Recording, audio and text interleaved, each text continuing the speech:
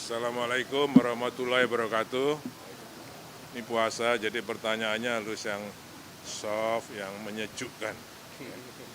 Jadi tadi ada rapat internal yang dipimpin oleh Bapak Presiden dan Wakil Presiden tentang percepatan lahan, penyediaan lahan untuk investasi di IKN. Ya. Beliau menyampaikan bahwa pembangunan di IKN ini akan menjadi contoh. Sekali lagi bukan hanya memindahkan ibu kota, tapi contoh transformasi bekerja yang lebih cepat. Jadi kami terutama dari otorita diminta untuk bekerjanya memang bisa menjadi contoh bagi Pemda-Pemda seluruh Indonesia nantinya. Jangan sampai malah otorita ini terbawa sistem langgam birokrasi yang berbelit-belit dan lambat. Jadi justru dibentuk otorita ini untuk supaya lebih cepat. Itu arahannya Bapak Presiden. Oke? Tentang lahan dan investasi, beliau menyampaikan bahwa agar segera diperjelas, dipercepat untuk status-status lahan, khususnya sebenarnya ada dua, lahan pembebasan lahan untuk pembangunan infrastruktur yang prasarana umumnya seperti yang dikerjakan oleh APBN, dan pembebasan lahan, penyediaan lahan untuk investasi. Tadi dibahas fokus di lahan investasi. Makanya tadi yang bicara cuma Pak Bambang dan Pak Agung sebagai Deputi Investasi. Oke? Terima kasih. Jadi yang seperti yang disampaikan Pak Menteri PUPR, jadi ada beberapa hal yang memang kita akan tuntaskan di tahun 2024. Intinya kita ingin melihat bahwa 5 groundbreaking yang sudah dilakukan itu berjalan seiring dengan apa yang sudah dibangun oleh Kementerian PUPR untuk infrastruktur dan kemudian gedung-gedung fasilitas publik, sehingga nantinya akan terbentuk satu ekosistem yang menyeluruh, istilahnya begitu, di dalam kawasan inti pusat pemerintahan yang akan bisa menjadi model untuk pengembangan selanjutnya dari IKN ini ke depannya. Jadi kalau kita ketahui bahwa sudah ada 5 kali groundbreaking ya, dengan nilai mendekati 50 triliun, tepatnya 49,6 triliun. Sudah ada 32 kira-kira institusi yang sudah melaksanakan groundbreaking hingga yang kelima. Tentu kita akan mewujudkan apa yang sudah di groundbreaking itu untuk diwujudkan sesegera mungkin.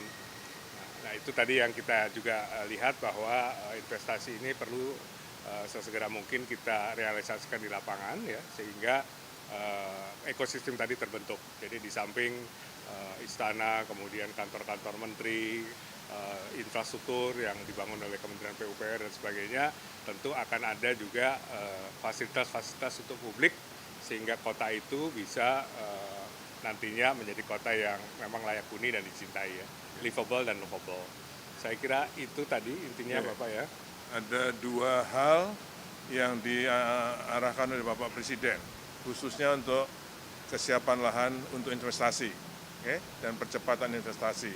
Karena beliau banyak mendapat keluhan-keluhan dari investor tentang kecepatan investasi di IKN.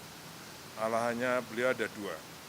Pertama, agar disediakan desk untuk pengaduan investasi, investor, dan juga agar disiapkan PIC untuk menangani atau berkomunikasi dengan investor. Jadi apakah satu PIC untuk satu investor, apakah satu PIC untuk 5 investor, atau satu PIC untuk 10 investor.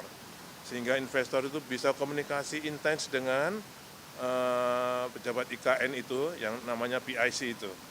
Ya, itu satu. Ya. Sehingga karena beliau melihat mungkin ini ada kurang intensnya PIC. Pak Agung sudah melaporkan pelayanannya dengan baik, tapi mungkin dirasakan masih kurang intens. Makanya beliau menyarankan atas juga saran Bapak Menteri Investasi, pengalaman beliau mempercepat penanganan investor. Tunjuk investasi, PIC, untuk menangani para investor itu. Yang kedua, lahan bagi investor agar segera ditetapkan statusnya. Kemudian juga tadi sarannya dari Bapak Menteri Investasi yang juga disepakati oleh Bapak Presiden, beli. Jadi tanahnya dijual, harganya ditetapkan oleh otoritas. Asal tidak melanggar aturan. Itu juga kalimatnya beliau. Kerja cepat, tapi tidak melanggar aturan.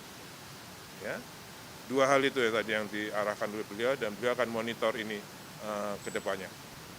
Pak Agung mungkin ada tambahan? Cukup. Oke. Oke, makasih semuanya. Ada pertanyaan?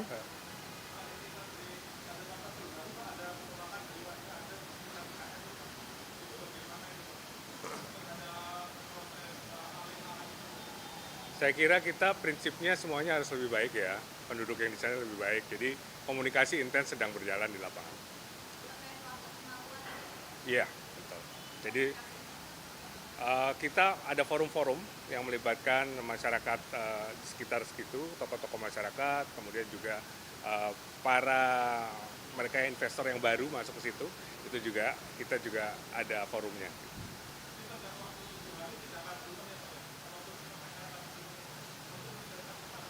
Enggak, saya kira prinsipnya sekali lagi kita tidak akan mengusur semena-mena ya, dan komunikasi itu berjalan sekarang.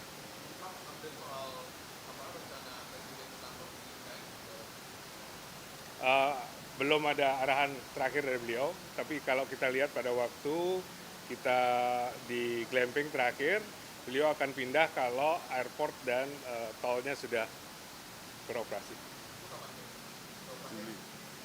Kami rencanakan kalau air, yang penting kan juga tidak hanya airport dan tol, tapi juga air. Air kita rencanakan sudah bisa masuk bulan Juni. Oke. Yang kedua, tol bisa masuk bulan Juli. Ya, Juli. Kalau airnya Juni. Ya. Airport sekitar Juli bisa. Nah, sehingga itu, karena kalau ada airport, ada tol, nggak ada air, nggak bisa. Jadi pertama air dan airport, dan itu akan insya Allah Juli sudah siap.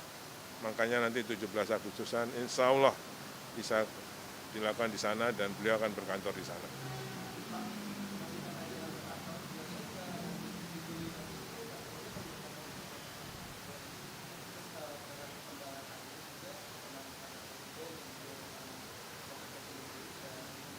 Kalau Istana Wakil Presiden baru akan dibangun, ya masih lelang, jadi masih dibangun.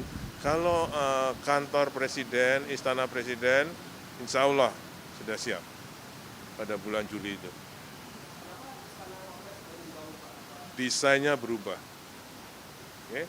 Total waktu lelang pertama kami dengan desain yang juara sayembara pertama, tapi setelah dicek Pak Presiden, beliau melihat perlu direvisi, sehingga kita revisi.